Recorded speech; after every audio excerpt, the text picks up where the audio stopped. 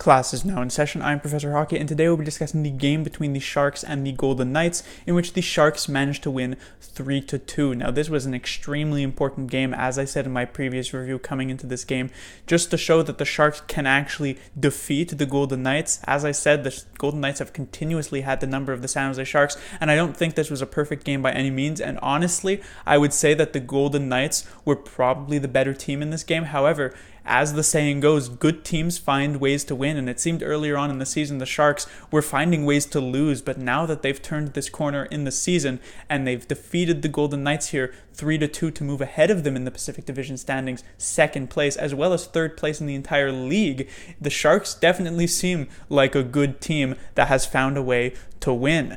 But as I said, the Golden Knights seemed to be the better team in general tonight, although when it mattered, the Sharks were able to close out the game. But early in the first period, I'd say for the first 10 or so minutes, the Golden Knights were playing much better than the Sharks, and it wasn't too much of a surprise. The Golden Knights were the home team, and of course the Golden Knights on home ice are one of the best teams in the league, if not the best team in the league, probably still behind the Tampa Bay Lightning.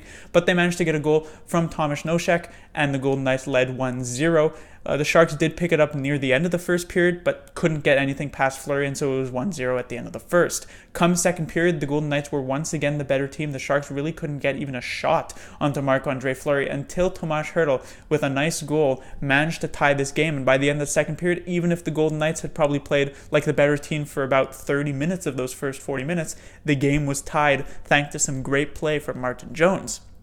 Come third period, the Golden Knights in the first few minutes managed to get the go-ahead goal from Jon Merrill, who, you think I'm joking when I mention this, but the first NHL goal of the season for Jon Merrill. We're 45 games into the season, and somehow there are still players scoring their first NHL goal, and somehow, or first goal of the season, I guess I should say, not NHL goal, but somehow players are finding a way to score that first goal against the Sharks. I'm pretty sure Jon Merrill is the only player on the Golden Knights roster tonight who didn't already have a goal this season, and of course he's the one to score it. And it wasn't even on a great play; it was a seeing eye shot that somehow managed to get through the traffic. But it's not even a joke anymore. It seems like it's just fate at this point to give up a goal to a player looking to get their first of the season.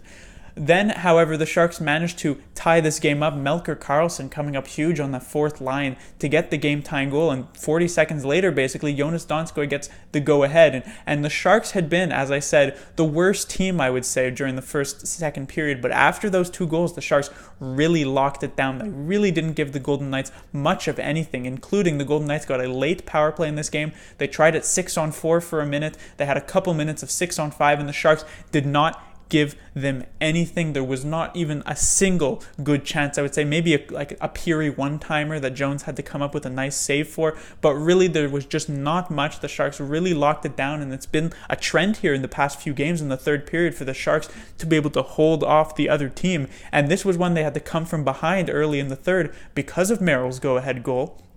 And not only do they manage to get those two goals, they managed to hold the lead. An impressive last 10 or so minutes of this third period for the Sharks.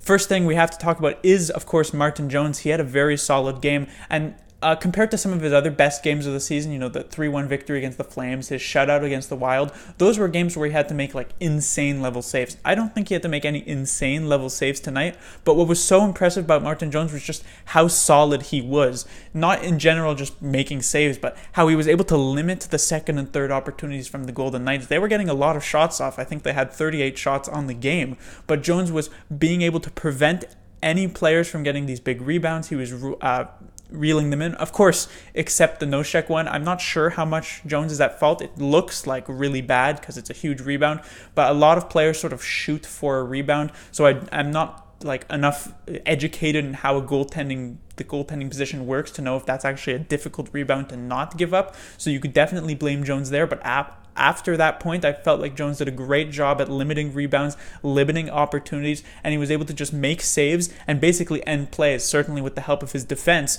But I would say, just because of the implications of this game, this was probably Jones' best of the season. Next is the Brenden Dillon and Erik Karlsson pairing. Erik Karlsson did not register a point tonight, sadly, so history will not be made this season with Erik Karlsson. But a good game for him defensively, I must say. Karlsson and Dillon have, since Vlasic and Braun are injured, have taken up the mantle of being the top defensive pairing, the pairing that is sent off against the other team's top competition. So against the Lightning earlier this, last week, they were up against Point and Kucherov.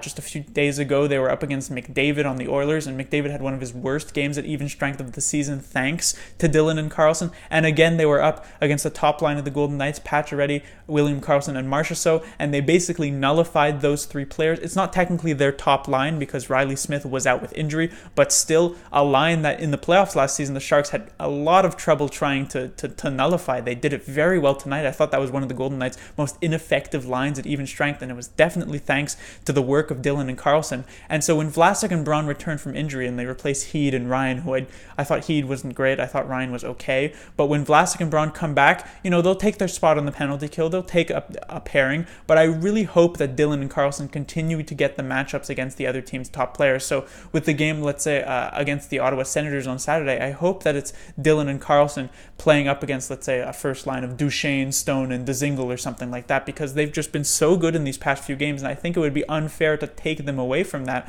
because with how Vlasic and Braun had been playing earlier on in the season prior to their injury, maybe Dillon and Karlsson are actually the better option at this point. They've certainly showed that, even if it's just been a somewhat small sample size. Next is Brent Burns, who I thought had a rather solid defensive game. I thought he also came up huge offensively. He got his 50th point, his team leading 50th point on the Melker Karlsson goal, which was a nice shot that created this rebound for Melker Karlsson. He also had a very good keep-in on the Jonas Donskoy goal that eventually led to that one. And so Brent Burns making great offensive plays as he normally does. But I thought what was most commendable about Burns is first of all, he played 30 minutes. So did Erik Karlsson this game. But Burns is last 3-4 minutes of the game when the Knights had that 6-on-4 and then 6-on-5, he was playing some extremely solid defense right there. He was able to nullify entries. He was able to clear the puck very effectively, even without taking icings. Brent Burns was just doing a great job, and it's just so nice to see Brent Burns stepping up defensively with the absence of Vlasic and Braun. I've said this before, and I will say it again here. Brent Burns has been just extremely good in these past couple of games, and I hope that even when Vlasic and Braun returns and he's not going to be tasked with playing 30 minutes a night anymore, that he can even continue to bring that, because if he can and he's able to bring that consistently for the rest of the season, Brent Burns can definitely be a huge candidate for the James Norris by the end of the season.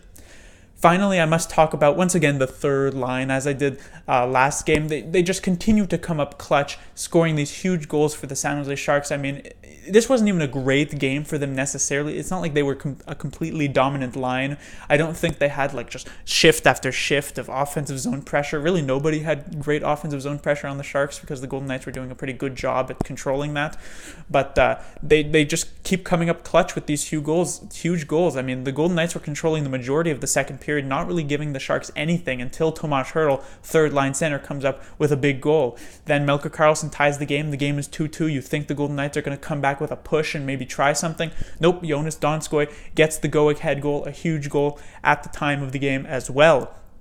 And so at this point, I wrote them in as the third line, but I just have easily considered them the second line of this game. Sorensen, Thornton, Pavelski weren't that great, and so you could maybe even have considered them the first line. If you're scoring 2 goals, even if I think Radil, Couture, Meyer were pretty good tonight, I would consider Kane, Hertl, and Donskoy to be that first line, because they've been playing so well. They're benefiting from the lowered competition. A lot of these players, Kane was a top 6 forward before, now he's sitting on the third line and getting easier competition. So was Hertl, so was Donskoy. It's really working out to their benefit, and I think some credit has to be given to Lukáš Radil. His emergence as being a solid player has allowed De Boer to make a much deeper lineup, because it seemed like an issue earlier on that you couldn't really perform such a maneuver, but Radil's emergence has allowed for this. And so now Donskoy is playing very well, Evander Kane is playing extremely well, Hertl is playing very well, and this third line is looking like one of the best third lines in the NHL, if you want to consider it a third line, of course.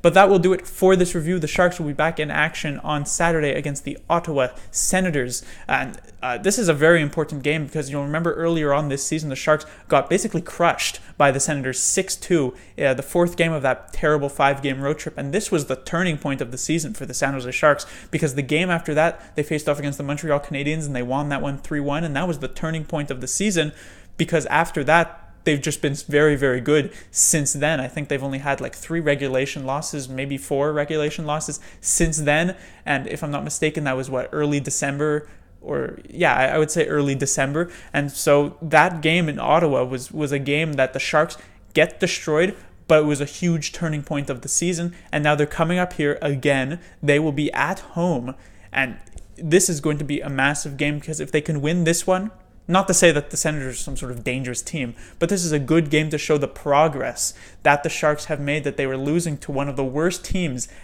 in the league at the time. And if they can beat the Senators, still one of the worst teams in the league, if not the worst team in the league, it will show the progress that the Sharks have made during the past, I guess, month and a half. Class dismissed.